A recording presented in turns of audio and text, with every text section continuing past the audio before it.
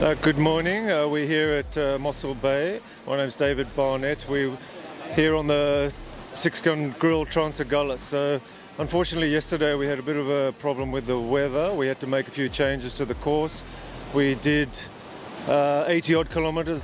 For us personally, in the morning's race we sort of kept it the first morning of the Trans Agulhas, so we didn't do anything crazy, so just looking after the equipment, keep the boat upright, and with the times are very close in the blueprint class, we did end up I think about 20 seconds in front, so that's how we're going so far.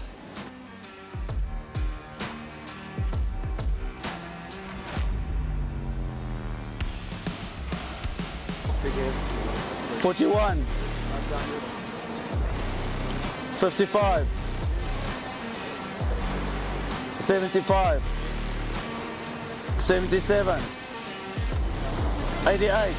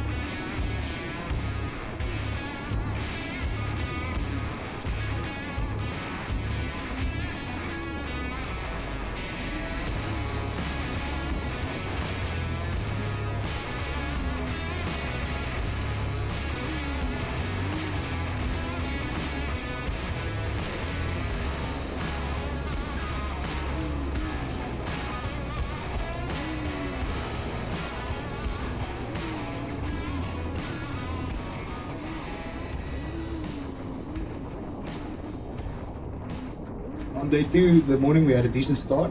We were right behind the group, and as we approached Mossel Bay Point, I was indecisive. I had about 2 seconds to decide whether I go behind the swell or down the gully. Next moment, we were on top of the break, and that lack in concentration caused us to capsize. After the flip, I ended up on the back of the swell. I realized the swell is taking the boat to the shore. So we decided to swim after the boat to the rocks. We got onto the rocks, very luckily stayed on. I was flipped over again. I had to swim to the next one. And there I was tired, but people were coming out. The NSRI was already on scene. They were moving over the rocks. So one of the guys of the NSRI jumped in. He swam to me, helped me over the rocks. So I swam the last part when I saw Philip was busy swimming all the way around. So we want to thank the NSRI for helping us. The medical team afterwards that checked us out. Luckily we were fine, just a little bit of bruises and a cut here and there. And then for the six-gun Trans Agulhas team management, they knew exactly what was happening. They were already on the radios when they saw our beacon stopped, and they know it's a hotspot. The NSRI boat couldn't get there, so they sent the people over land. So we just want to thank them for that. We would like to thank Grip and Rip, Secunda and Intertech Moody Industry Services and all the anonymous donors. We decided to team up with Roundtable because of all the good work they do. And if you have a chance, go and look up Roundtable on Facebook. All proceeds raised will go towards supporting the local children's home.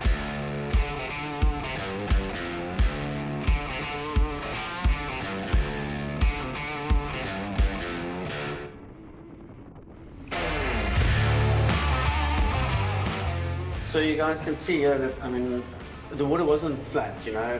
We obviously had some interesting conditions there, and we've noticed on all the onboard footage, I mean, for the people watching now, that you can see that the co-pilot is obviously a very important part of this team, of the teams, you know. That you know, a lot of people always just speak about the pilots, but if you guys can just give us your feeling about your co-pilots, how important are they in the boat, and what is their actual role in the boat?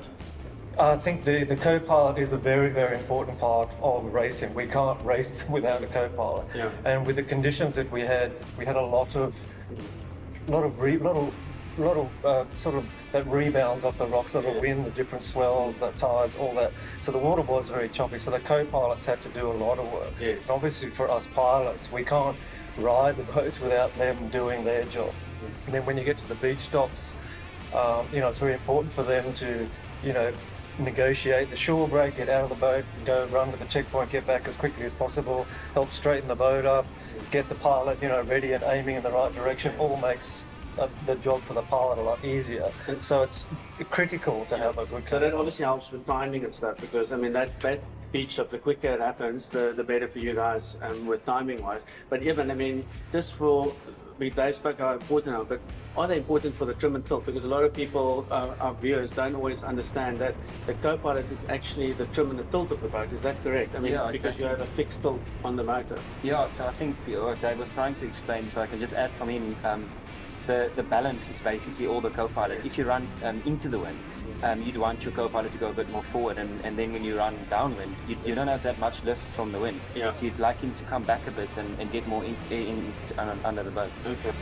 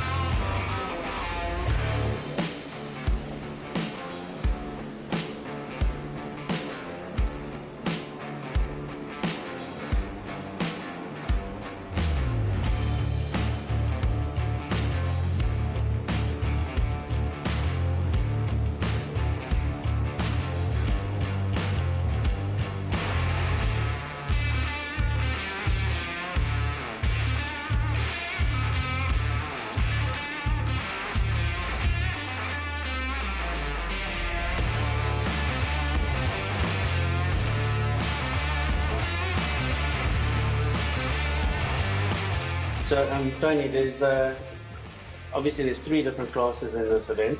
We've got the stock class, the pro stock class, and then the modified class. And I don't know, maybe Evan wants to explain to us that, because I think he started off in the stock class. And if you can just give a short rundown of what does that mean?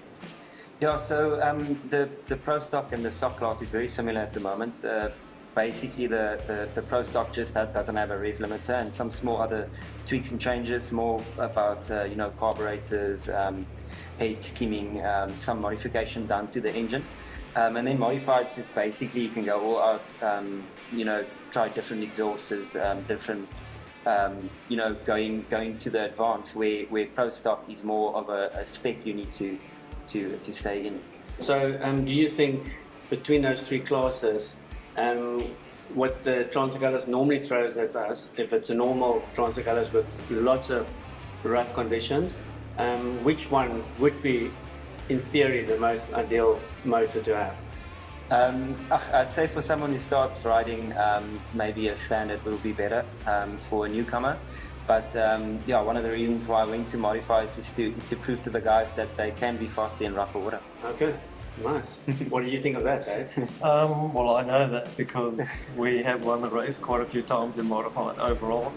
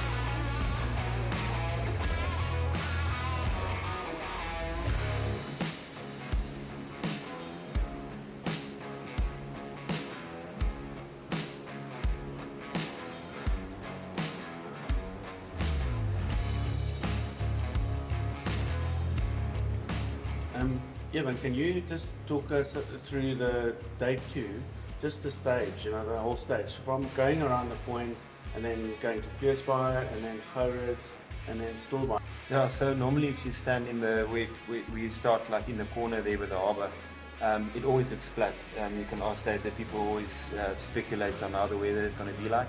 But like this year, most of the years of the Trans Agulhas, you get the southeaster blowing, and this year we had him again. So yeah, around the point it was quite hectic around Cape Blaze, and it was quite hectic. And then yeah, running to Vleesbaai. Sorry, when you say hectic, what does that mean? Was a big swell? Yeah, they were quite a big swell this year. I think it was close to just over the 3 meters. Okay. And the main thing of this year Agulhas that I don't think many people realized was the swell was very short. The period was very short. So normally, if in a normal circumstance, we'll talk about 12 seconds swell period. Where this year it was close to 7 seconds, which is quite hectic. And then yeah, running to Vleesbaai, it's quite easy. Yeah, well, not easy, but to find Vleesbaai is not that difficult. And then yeah, around that the next point it's quite difficult again.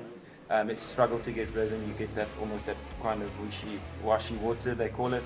And then yeah, Gerrits is a big hazard.